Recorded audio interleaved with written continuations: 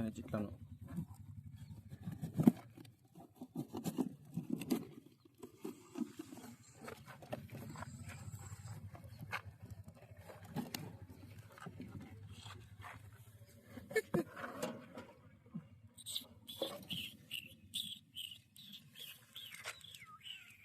భయపడుతున్నాయి, stress మీద ఉన్నా బాగా.